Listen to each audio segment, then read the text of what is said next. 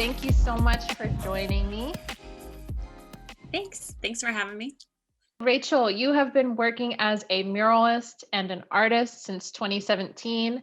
You have over 50 pieces all around the world, some in Colorado Springs, some in Denver. You have a piece in Italy.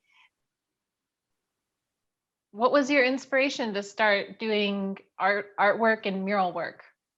Originally, I grew up in Colorado Springs. So went to high school, a couple of years of college, moved out to Hawaii, and was taken under the wing of a couple graffiti artists. And they were teaching some students and high schoolers how to paint on walls. I learned how to paint on walls from them. And it just sparked something inside me that wanted to create large.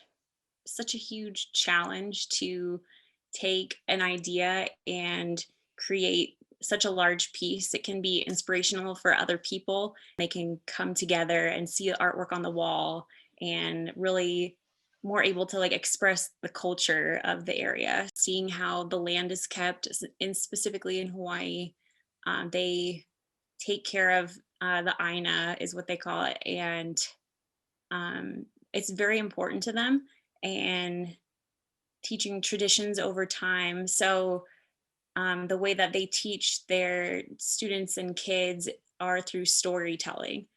Their gods or their,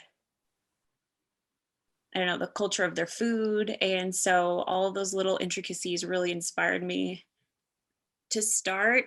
I think a lot of nature based um, appearances like sunsets, clouds, like constantly saying that I have my head in the clouds. And coming from a dry climate in Colorado, like we have beautiful mountains here, but then in retrospect, the nature, the humidity, and how tropical it is out there. So waterfalls, like huge, beautiful sunsets, the colors that really resonated with me. There's a festival in Hawaii called Powwow, and they started it a few years before I arrived, but they would invite artists from all over the world, muralists, street artists, graffiti, to collaborate and create beautiful works on these walls. And so I could see perspectives and expressions from artists in their own cultures, from even like Brazil, like South America, to like London, and just having the opportunity to walk up on some of these artists and kind of get in their head, ask them questions about why they're painting, what they do, what inspires them, like really resonated with me and propelled me to feel safe in moving forward with my own expression. Do you think muralists have something in common? Just the need to create big, it's pretty addicting. And especially with aerosol, finding that new medium.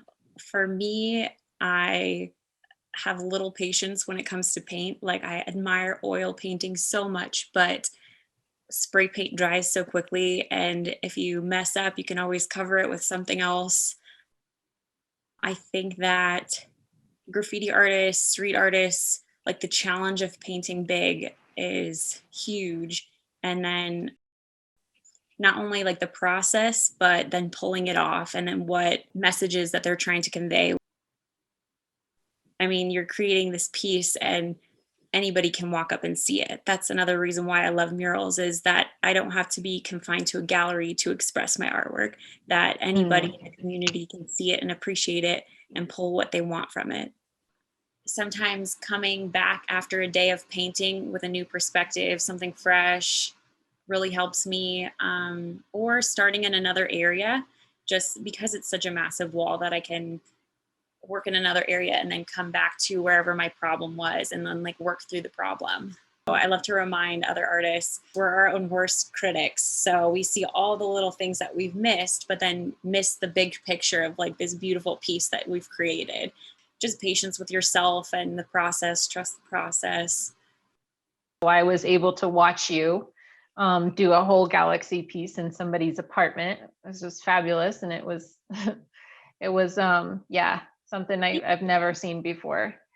You created this in a matter of hours, and I think people were pretty amazed. One of my girlfriends, who's also an artist, contacted me and was telling me about one of her clients that she recently met that's just starting a new podcast and getting a whole bunch of artists to come and collab and make this space like beautiful and full of energy. And it was just a neat experience creating among other artists. And so when they approached me, they asked me to paint. They said, I want to see Galaxy. I want you to walk into the room and just get lost in it. You know, it looked very natural when you were doing it. Like it was truly out of, you know, your own, you know, body almost, because it is a very physical thing, you know, there's no way, it's very different from painting on a canvas because you're using your entire body.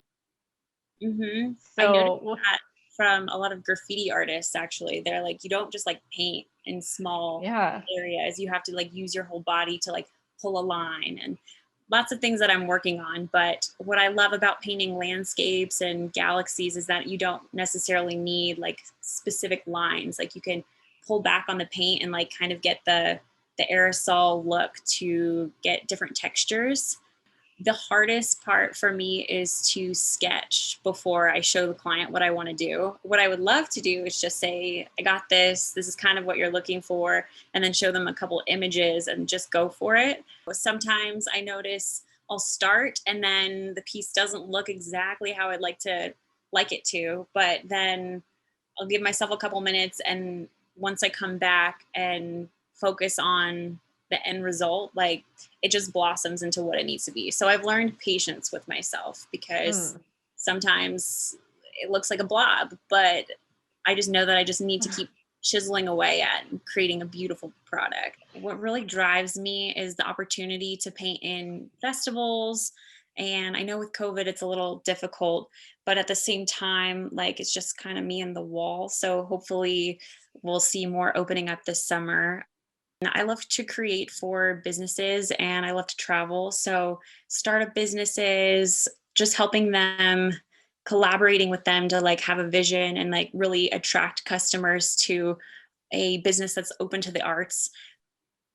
Denver is so saturated with like beautiful artists that whenever I see like get-togethers or artist painting, I always try to make it a point to go support them and see them. You know, I feel like creating on walls really helps the community value art more and value us as artists more. So your name is Dreamscaper. I know you're on Instagram, and is that the best place to find you?